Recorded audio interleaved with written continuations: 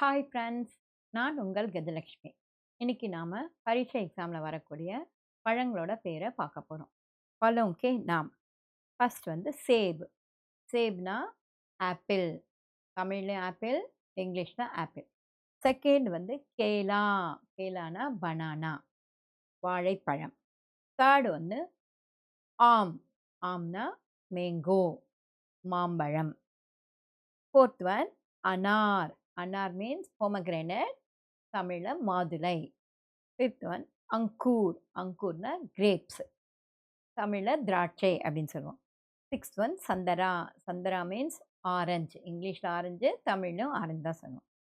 கடைசியாக நம்ம பார்க்க போகிறது கட்ஹல் அப்படின்னா ஜாக் ஃப்ரூட், பலாப்பழம். இதுதான் மொத்தம் இந்தியில் வரக்கூடிய 7 பழங்களோட பேரை கொடுத்துருக்காங்க. இதை நல்லா படிச்சுக்கோங்க.